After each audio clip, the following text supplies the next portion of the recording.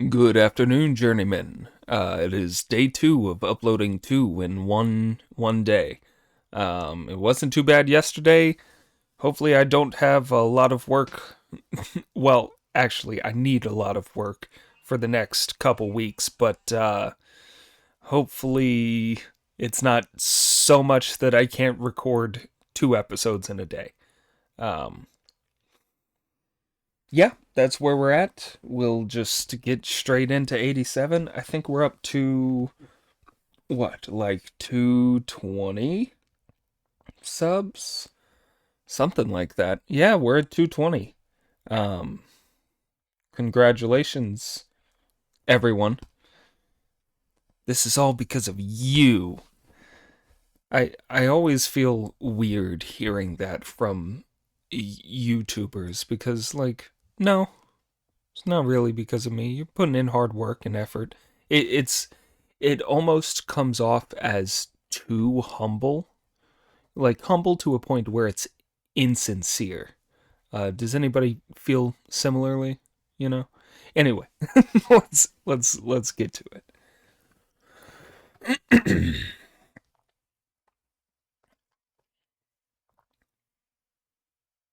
Chapter 87.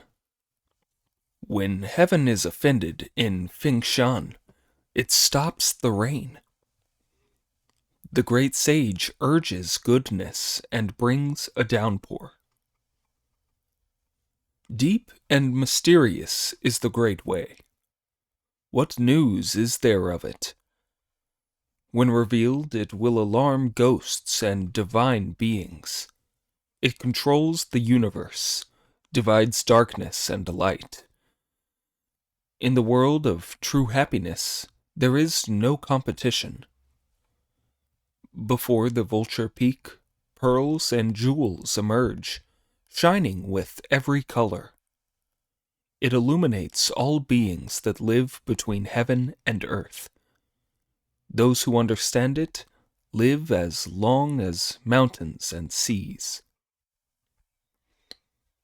The story tells how Sanzang and his 3 disciples took their leave of the woodcutter on the Hidden Clouds mountain and hurried along the main road. After they had been going for several days, they suddenly saw a walled and moated city not far before them.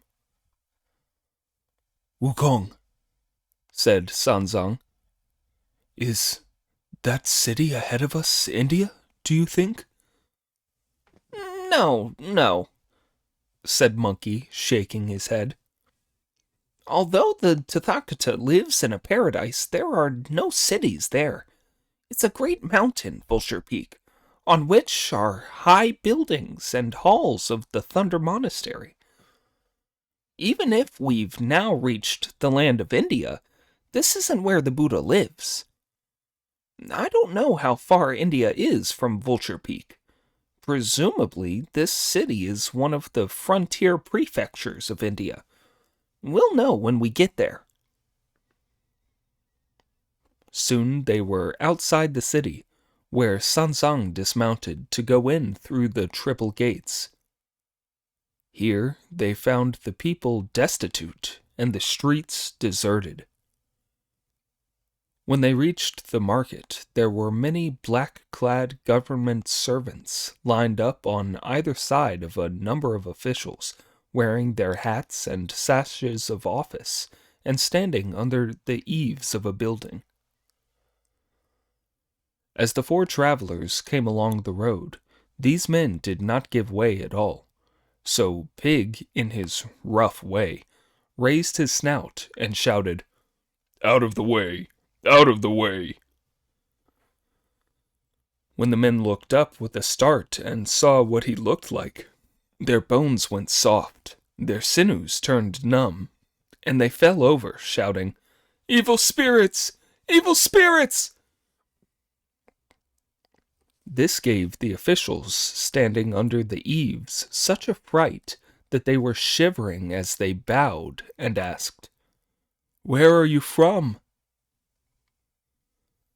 Sanzang, who was worried that his disciples would cause trouble, pushed himself forward and said to the men, "I am a monk sent by His Majesty the Great Tang Emperor to worship the Lord Buddha and fetch the scriptures in the Great Thunder Monastery in the land of India. Our journey brings us to this distinguished place, but as we do not know its name and have not yet found a place to stay, we hope that you gentlemen will forgive us if we have caused any offense to your customs on entering your city." Only then did the officials return his courtesy and say, "This is a prefecture of Fengxian, one of the frontier prefectures of India. Because we have been suffering from drought for years on end, the marquis has sent us to put up a notice here, calling for masters of the Dharma to pray for rain and save the people." "Where's this notice?" asked Monkey when he heard this. "Here," the official said. "The arcade has only just been swept clean. We haven't posted it yet." "Bring it here and show me," said Brother Monkey. The officials then opened the notice out and hung it up under the eaves. Monkey and the others went up to read it, and this is what was written on it. "Shengwan, Marquis of Fengxian Prefecture in Great India, issues this notice to invite enlightened leaders and teachers and great masters of the Dharma. This country with its prosperous soldiers and people have been afflicted with drought for many years. Military and civil land alike has been devastated. The rivers have dried up and the ditches are empty. There is no water in the wells, and the springs have stopped flowing. While the rich are barely managing to stay alive, the poor cannot survive. A bushel of wheat costs 100 pieces of silver. A bundle of firewood costs 5 ounces. Girls of 10 are being sold for 3 pints of rice. Boys of 5 are being given to whoever will take them. Because the city dwellers fear the law, they pawn their clothes to buy the necessities for survival. But in the countryside, thugs rob and eat people in order to live. I have therefore issued this notice in the hope that wise and worthy men from all around will pray for rain to save the people. They will be richly rewarded for their kindness with 1,000 pieces of silver. This is no empty promise. Let those who would take it up come to this notice." When he had read it, Monkey asked the officials, "What's Shangwan?" "Shangwan is our marquis's surname," they replied. "It's a very rare surname," said Monkey with a laugh. "You've never been to school, brother," said Pig. "There's a bit at the end of the book, The 100 Surnames, that goes Aoyang and Shengguan." "Stop this idle chatter, disciples," said Sanzang. "If any of you know how to pray for rain, bring them a fall of timely rain and save the people from this affliction. That would be a very good thing indeed to do. If you cannot, we must be on our way and waste no more time." "What's so difficult about praying for rain?" Monkey asked. "I can turn rivers upside down, stir up the sea, move the stars and constellations about, kick the sky, churn up water and wells, breathe out mists and clouds, carry mountains, drive the moon along, and summon wind and rain. They're all child's play, nothing to 'em." When the officials heard this, they sent 2 of their number straight to the prefectural offices to report, "Your Excellency, something very splendid indeed has happened." The marquis, who was burning incense and praying silently at the time, asked what it was when he heard that something splendid had happened. "We were taking the notice to post at the entrance to the market," the officials replied, "when 4 monks came along who said that they have been sent by the great Tang in the east to the great Thunder Monastery in India to worship the Buddha and fetch the scriptures. As soon as they read the notice, they said they could bring timely rain, which is why we have come here to report." Refusing to take a sedan chair, horse, or large retinue, the marquis went on foot in his robes of office, straight to the entrance to the market, in order to invite the strangers with the utmost courtesy to pray for rain. "His Excellency, the Marquis, is here," it was suddenly announced, and everybody moved out of the way. As soon as he saw the Tang priest, the Marquis, who showed no fear of his hideous disciples, prostrated himself in the middle of the street and said, "I am Marquis Shengwan of Fengxian Prefecture, and I have bathed and perfumed myself in order to beg you teachers to pray for the rain that will save the people. I implore you, in your great mercy, to give play to your divine powers and bring us deliverance." Returning his courtesies, Sanzang said, "This is no place to talk. We will be able to act when we have gone to a monastery." "Please come with me to my humble palace," the Marquis replied. "We have a pure place there." Master and disciples then led the horse and carried the luggage straight to the palace, where they all exchanged greetings, and the Marquis ordered tea and a vegetarian meal. When the food arrived a little later, Pig ate for all he was worth, like a hungry tiger, terrifying the waiters, who trembled as they kept coming and going with more and more soup and rice. They looked like the figures on one of those revolving lanterns, and they could just keep him supplied until he had eaten his fill. Only then did he stop. When the meal was over, the Tang priest expressed his thanks, then asked, "How long has the drought lasted here, Your Excellency?" To this, the Marquis replied, "This is a part of the great land of India, Fengxian Prefecture, of which I am governor. For 3 years on end we have suffered from drought. Grass does not grow, and the grain has all died. Business is hard for rich and for poor. Nearly all of the families are weeping with grief. 2/3 of the people have now died of starvation. The rest barely survive, like a candle flame in the wind. I have issued a notice for worthies, and am lucky you monks have come to our land. If you bring the people a whole inch of rain, 1,000 in silver will be your reward." When Monkey heard this, his face showed his pleasure as he chuckled. "Don't say that! Don't say that! If you promise us a reward of 1,000 pieces of silver, you won't get a single drop of rain.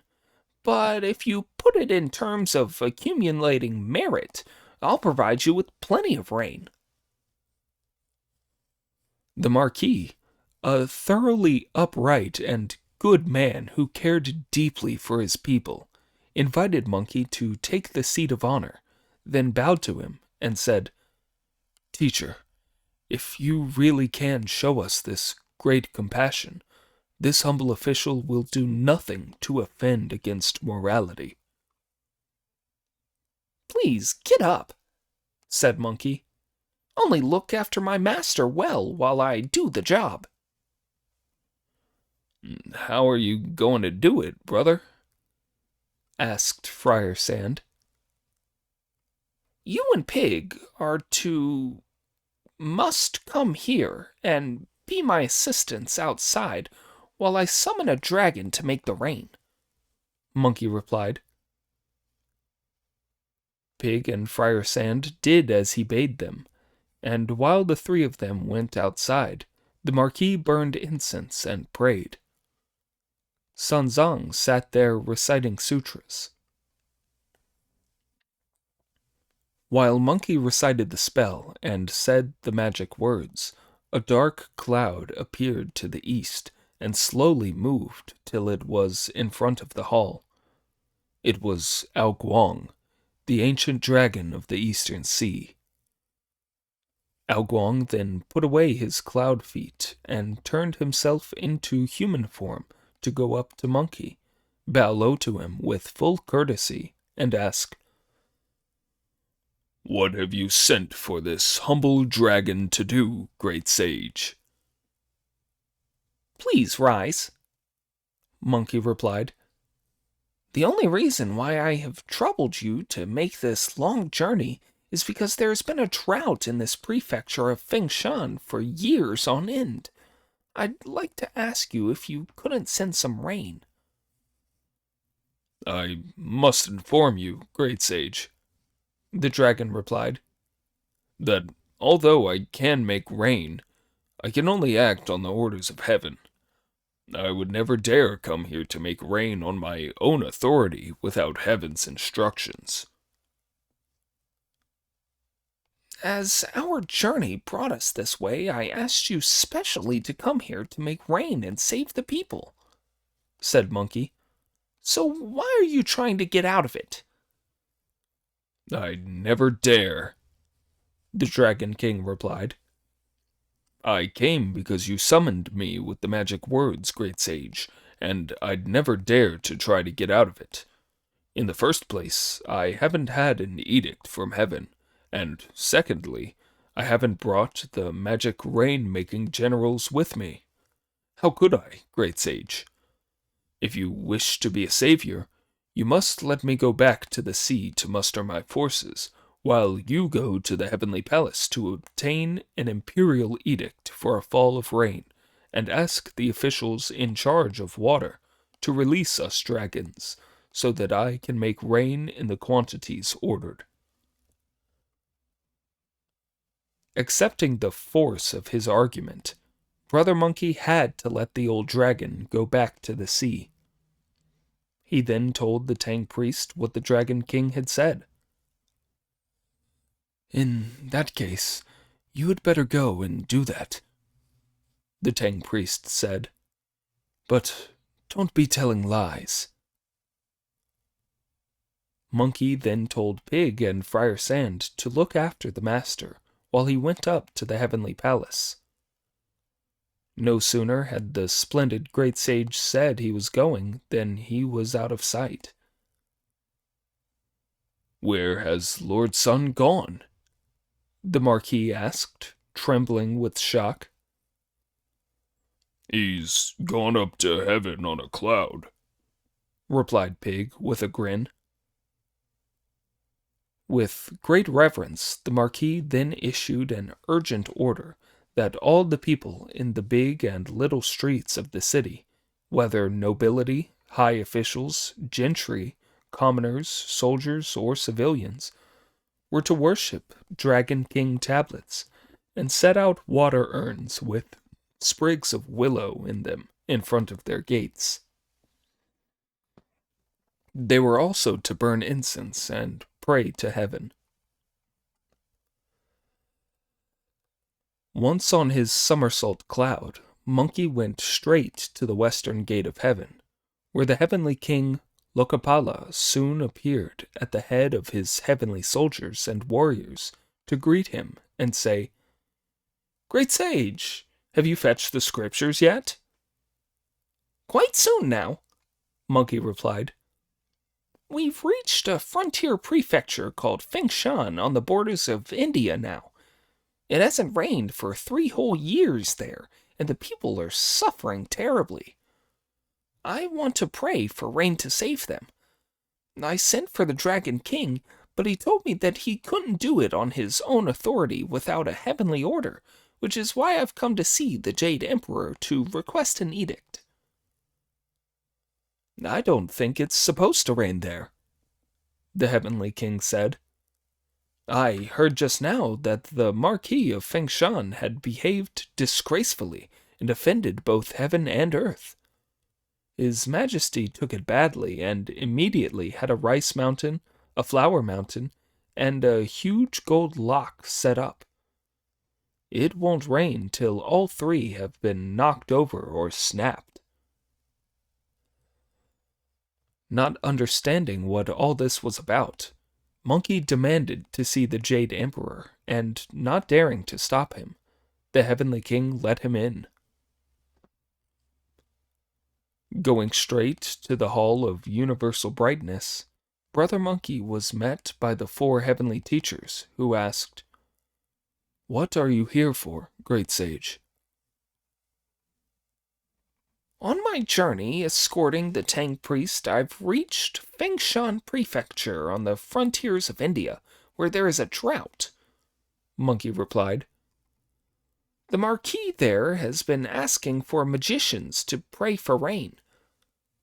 I sent for the Dragon King to order him to make rain, but he said that he could not do it so on his own authority, without an edict from the Jade Emperor. I have now come to request an edict in order to relieve the people's suffering." "But it's not supposed to rain there," said the 4 heavenly teachers.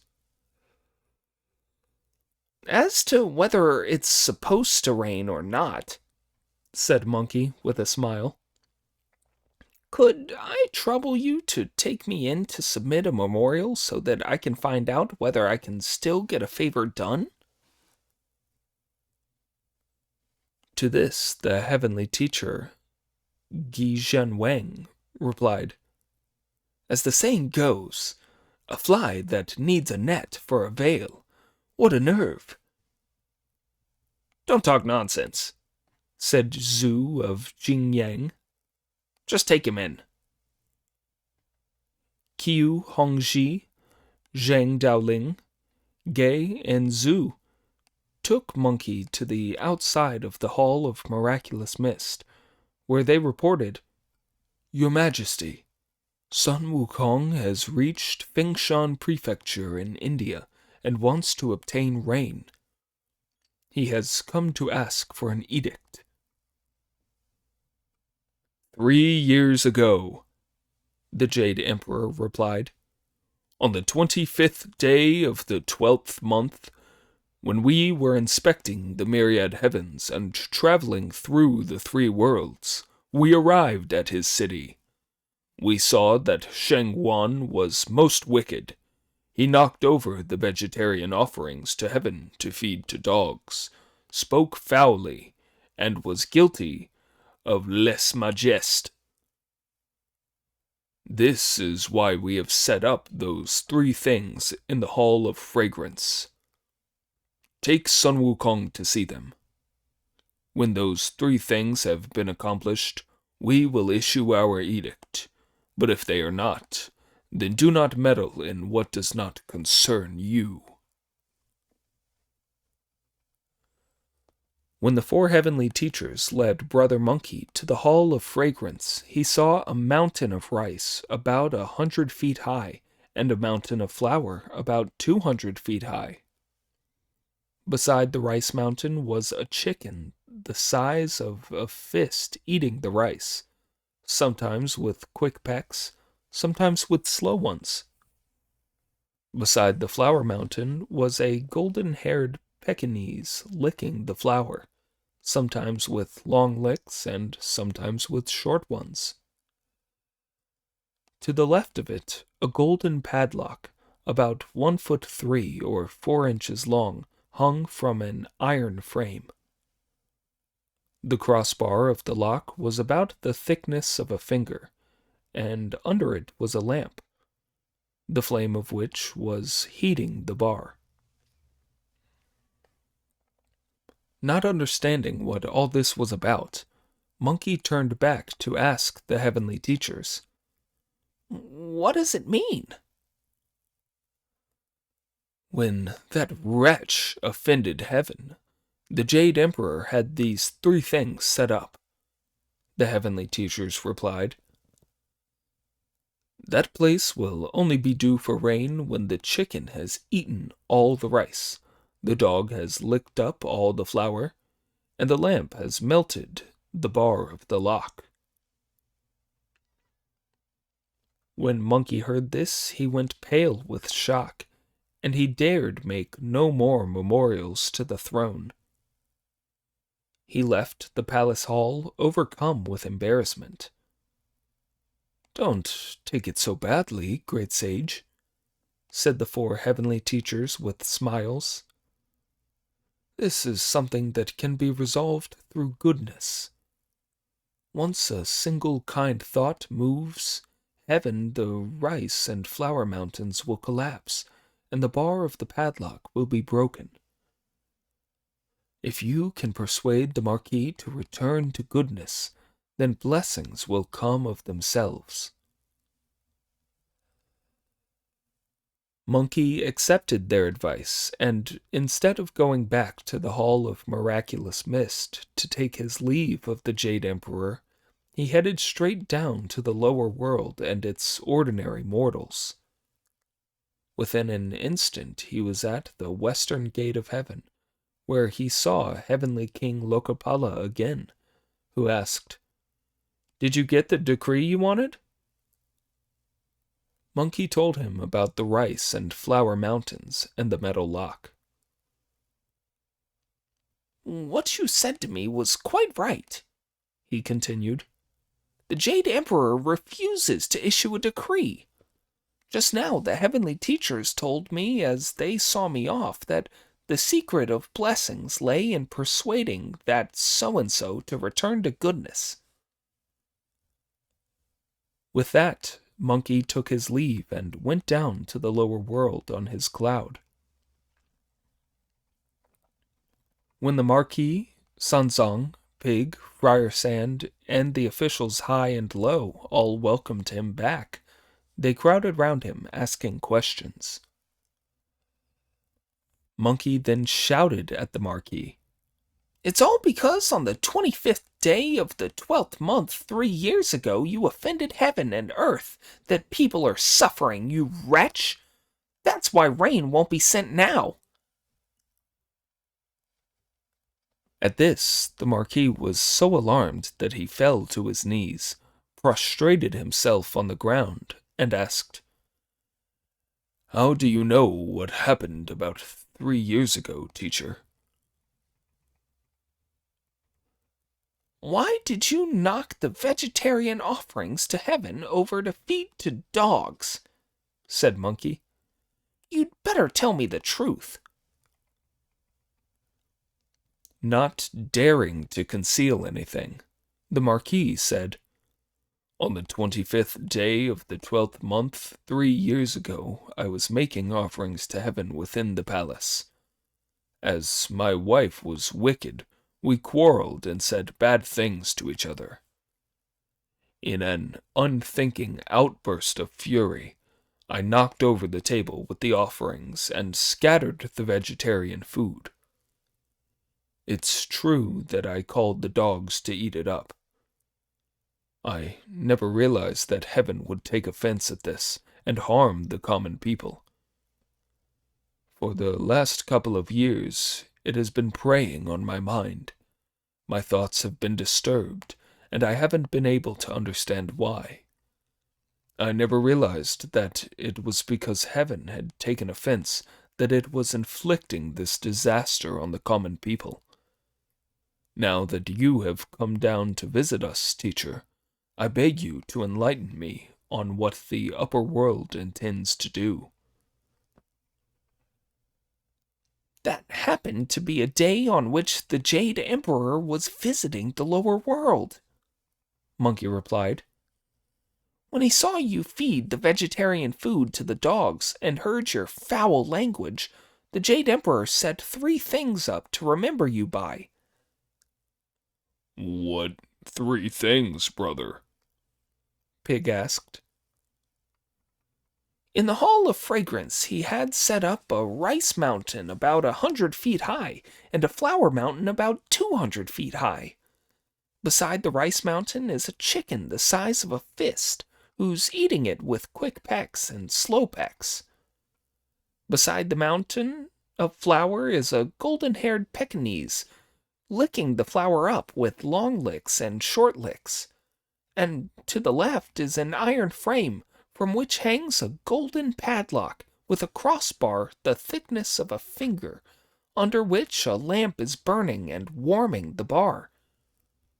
You will only be due for rain here when the chicken's eaten all the rice, the dog's licked up all the flour, and the lamp has melted the bar of the lock.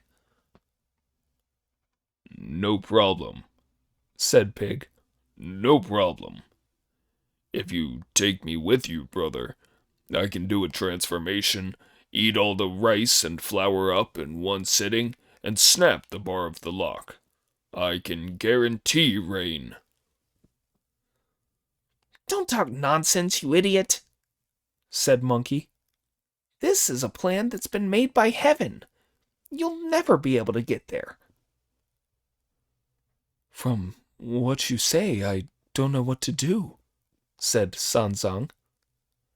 It's easy, said Monkey. Easy.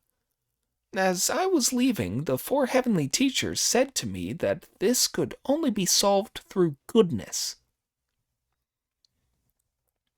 The Marquis then prostrated himself on the ground again and said imploringly, I will do just as you tell me, teacher. If your heart can turn back to goodness, Monkey replied, I hope that you'll at once start invoking the Buddha and reciting scriptures. Then I'll be able to help you. If you persist in refusing to reform, there will be nothing I can do to get you off. It won't be long before heaven executes you, and your life will be beyond saving. The Marquis kowtowed in worship, swearing to return to the faith. At once he summoned all the Buddhist and Taoist clergy in the city and ordered that a site be prepared for religious ceremonies. They were all to write out documents and memorials for 3 days. The Marquis led his followers in burning incense and worshipping, thanking heaven and earth and repenting of his sins. Sanzang recited surahs on his behalf. At the same time, urgent notices were sent out ordering all the men and women, young and old, in all the households inside and outside the city, to burn incense sticks and invoke the Buddha. From that moment on, all ears were filled with virtuous sounds. Only then did Brother Monkey feel happy. You 2 look after the master, he said to Pig and Friar Sand, while I go off for him again. Where are you going this time, brother? Pig asked. The Marquis really believed what I told him and is being reverent, good, and kind, Monkey replied, and he's sincerely invoking the Buddha's name, so I'm going back to submit another request for rain to the Jade Emperor.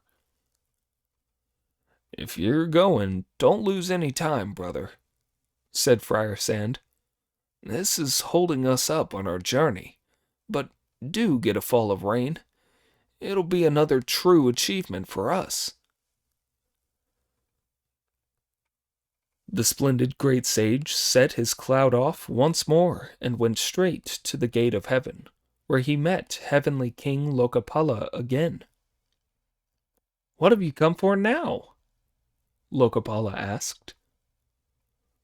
"The marquis has mended his ways," Monkey replied, which pleased the heavenly king. As they were talking, the straight spell messenger arrived at the gate of heaven to deliver letters and documents written by Taoist and Buddhist clergy. When he saw Monkey, the messenger bowed and said, "This is all the result of your successful conversion, great sage." "Where are you taking those letters?" Monkey asked. "Straight to the Hall of Universal Brightness," the messenger replied, "to give to the heavenly teachers to pass on to the great heavenly honored one, the Jade Emperor." "In that case, you'd better go first, and I'll follow," Monkey said. The messenger then went in through the heavenly gate. "Great sage," said heavenly King Lokapala, "there's no need for you to go see the Jade Emperor. You should go to borrow some thunder gods from the office of response to the primary in the ninth heaven, then set off thunder and lightning. After that, there'll certainly be rain." Monkey accepted this suggestion and went in through the gate of heaven. Instead of going to the Hall of Miraculous Mist to ask for an edict, he at once turned his cloud-treading steps towards the office of response to the primary in the ninth heaven, where the envoy of the Thunder Gate, the corrector of records, and the inspector of probity appeared to bow and say, "Why are you here, great sage?" "There's something I'd like to see the heavenly honored one about," Monkey replied, and the three envoys passed this on in a memorial to the heavenly honored one, who then came down from behind his screen of red clouds and 9 phoenixes in full court dress. When they had exchanged greetings, Monkey said, "There is something I would like to request of you." What might that be?" the heavenly honored one asked. "While escorting the Tang monk, I have reached the prefecture of Fengxian," said Brother Monkey, "and as they have long been suffering from drought there, I promised to make it rain for them. The reason I have come here is to ask for the loan of some of your subordinate officials and generals in order to ask for rain." "I am aware that 3 things have been set up because the marquis there offended heaven," the heavenly honored one replied. "But I have not yet heard that rain is due to fall there."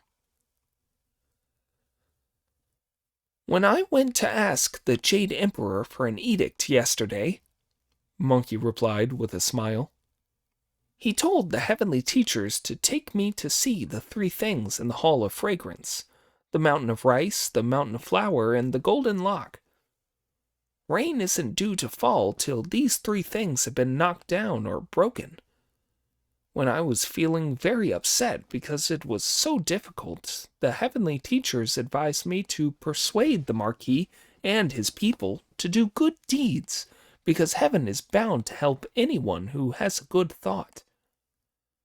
So there's a good chance of persuading heaven to change its mind and delivering them from this disaster. Now good thoughts are happening everywhere, and all ears are filled with good sounds. Not long ago, the straight spell messenger took letters showing that they had mended their ways and turned towards goodness to the Jade Emperor, which is why I've come to your illustrious palace to ask for the help of your thunder officials and thunder generals." "In that case," the heavenly honored one replied, "I'll send Deng, Xin, Zhang, and Tao to take Mother Lightning and go with you to Fengxian Prefecture to make thunder, great sage." Before long, the four generals and the great sage had reached the boundaries of Fengxian and started performing their magic in mid-air. A great rumble of thunder could be heard, and there were sizzling flashes of lightning. Indeed, the lightning was like snakes of purple gold. The thunder was like the noise of sleeping insects awakened. Flashes of light like flying fire. Thunderclaps like landslides in the mountains. The jagged lines lit up the whole of the sky.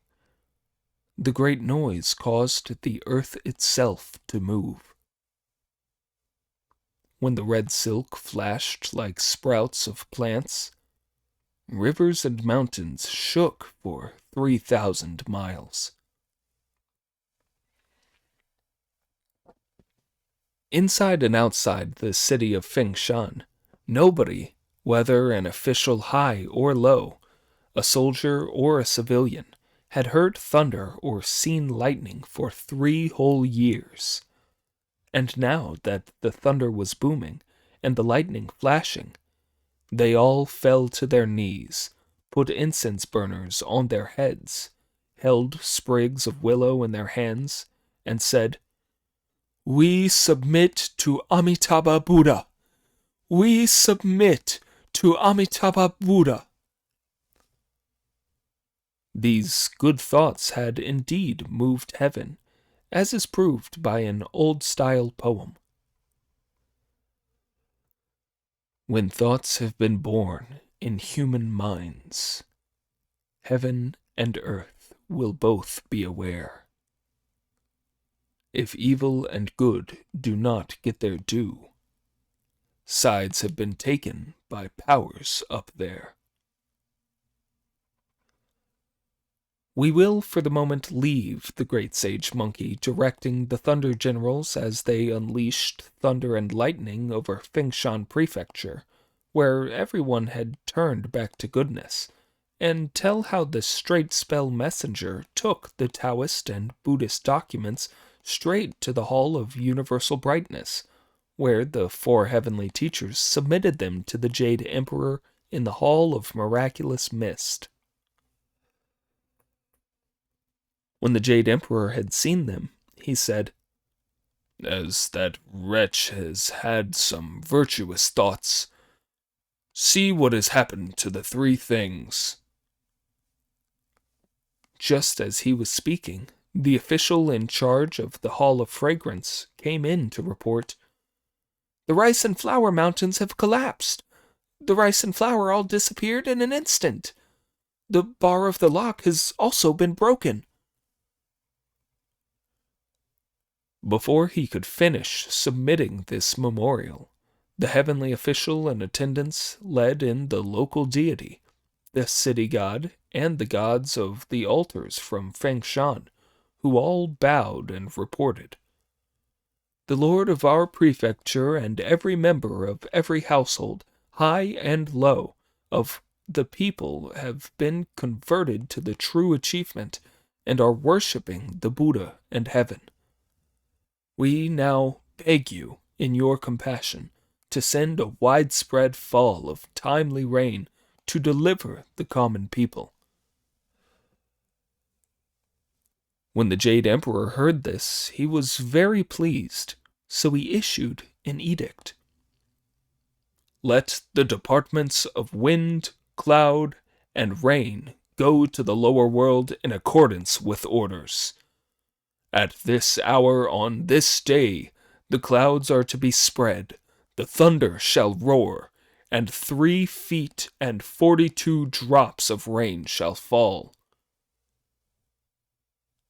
At once, the 4 heavenly teachers transmitted the edict to the weather departments, who were all to go to the lower world, show their powers, and act together.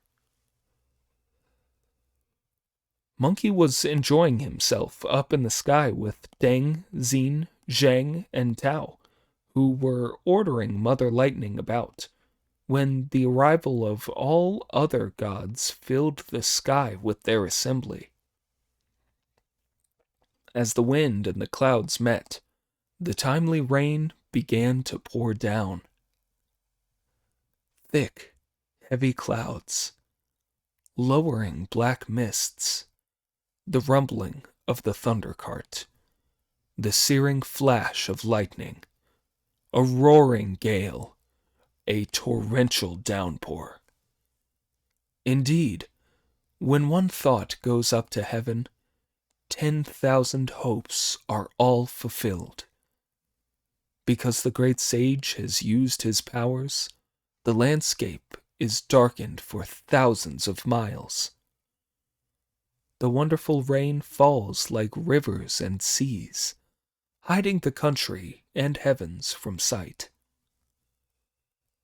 Water comes pouring down the eaves, noisily pounding outside the windows.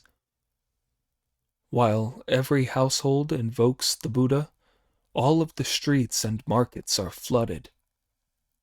To east and west, every channel is filled. Winding streams meander to north and south. Dried up shoots receive moisture. Withered trees revive. The hemp and wheat now flourish in the fields. Beans and other grains grow in the countryside. Traders happily travel to sell their wares. Cheerful peasants get ready to work. After this, the millet will do well, and the crops are bound to yield a bumper harvest. When wind and rain are timely, the people know content. When rivers and seas are calm, the world is at peace. That day, 3 feet and 42 drops of rain fell, after which all the gods began to tidy up and go away. "Gods of the 4 departments!" yelled the great sage at the top of his voice. "Stay there for a moment with your cloud followers while I tell the marquis to bow to you all and express his thanks. You may part the clouds and appear in your true forms to let this mortal see you with his own eyes. That's the only way he'll believe and make offerings." When the gods heard this, they all stayed where they were, up in the clouds. Monkey then brought his cloud down to land and went straight into the prefectural palace, where Sanzong, Pig, and Friar Sand all greeted him. The Marquis kowtowed to him in thanks at every pace he took. "Stop thanking me," said Monkey. "I've asked the gods of the 4 departments to stay. Could you tell everyone to come here to kowtow and thank them so that they'll make it rain properly in the future?" The Marquis issued urgent orders, summoning everyone to give thanks, and they all kowtowed with incense sticks in their hands. The gods of the 4 departments, rain, thunder, cloud, and wind, then parted the clouds and revealed themselves in their true form. The Dragon King appeared. The Thunder Generals were revealed. The Cloud Boys were seen. The Lords of the Wind came down. The Dragon King appeared. With silver whiskers and an azure face, he was really peerless. The Thunder Generals were revealed. With their countenances of matchless might and crooked mouths. The Cloud Boys were seen, wearing gold crowns over faces like jade. The Lords of the Wind came down, with flustered brows and bulging eyes. All were displayed on the azure clouds, drawn up in ranks with their holy countenances. Only then were the people of Fengxian convinced, as they kowtowed, burned incense, and rejected evil. Today they gazed up at the heavenly generals, washing their hearts as they all turned to goodness. The gods stood there for 2 hours as the people kowtowed to them endlessly. Monkey rose up into the clouds again to bow to all the gods and say, "I've put you to great trouble. All you gentlemen may now return. I'll make everyone in this prefecture give pure and lofty offerings to thank you at the due season. From now on, you gentlemen must send wind every 5 days and rain every 10 days to help them out." The gods all consented as he told them, and returned to their own departments. Bringing his cloud down to land, Monkey said to Sanzang, "Now that the job's been done and the people given peace, we can pack our things and be on our way again." When the Marquis heard this, he hastened to bow and say, "How can you say such a thing, Lord Sun? What has happened today has been an infinitely great act of kindness.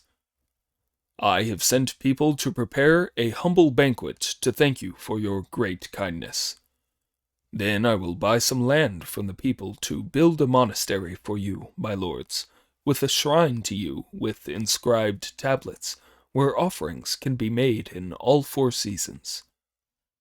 Even if I were to carve my own bones and heart, it would be hard to repay a 10,000th part of what I owe you. You can't possibly leave." "What your Excellency says is very fine," Sanzang replied. "But we are pilgrim monks who can only put up for the night on our journey west. We cannot stay here long.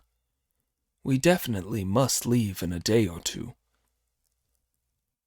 The Marquis refused to let them go, and he ordered many people to prepare a banquet and start building a monastery that very night. The next day there was a magnificent banquet at which the Tang priest took the place of honor, while the great sage Monkey sat beside him with Pig and Friar Sand. The Marquis and his officials high and low passed them cups of wine and dishes of food, while fine music was played. And so they were entertained all day. It was a most happy occasion, and there is a poem to prove it. After long drought, the fields received sweet rain. Merchants were traveling along all watercourses. They were deeply moved by the monks who had come to the city, and by the great sage who had gone up to heaven. The 3 things had now been accomplished. One thought had brought all back to the good. From now on, all longed for a new golden age, with ideal weather and good harvests forever.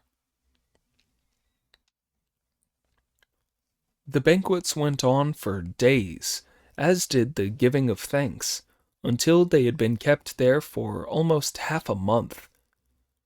All that remained to do was complete the monastery and the shrine. One day the Marquis invited the 4 monks to go inspect them. "How did you complete so enormous a project so quickly?" asked the Tang priest. "I pressed the laborers to work night and day without stopping, and insisted most urgently that they finish quickly," the Marquis replied. "Now I would like you gentlemen to come and inspect it." "You certainly are a most good and able Marquis," said Monkey with a smile. By now they had all reached the new monastery, where they were full of admiration for the towering halls and the majestic entrance. Monkey asked Sanzang to name the monastery. Very well, Sanzang said. I name it the Monastery of Salvation by Timely Rain. Splendid, said the Marquis. Splendid.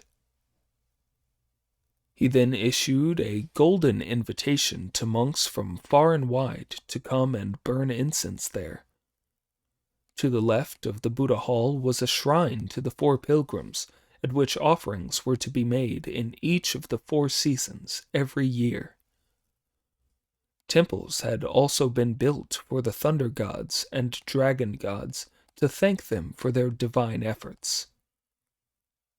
When the visit was over, Sanzang ordered an early departure.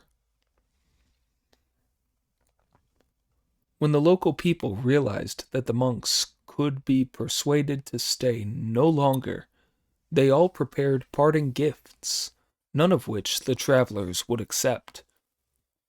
Then all the officials in the prefecture escorted them on their way for 10 miles with a band playing and a great display of flags and canopies. Still loath to let the travelers go, the officials watched with tears in their eyes till they had disappeared from sight. Only then did the officials return to the city. Indeed, the virtuous and holy monk left behind the Salvation Monastery. The great sage equaling heaven dispensed great kindness. If you don't know how many more days after this departure it was that they finally saw the Tathagata Buddha, listen to the explanation in the next installment.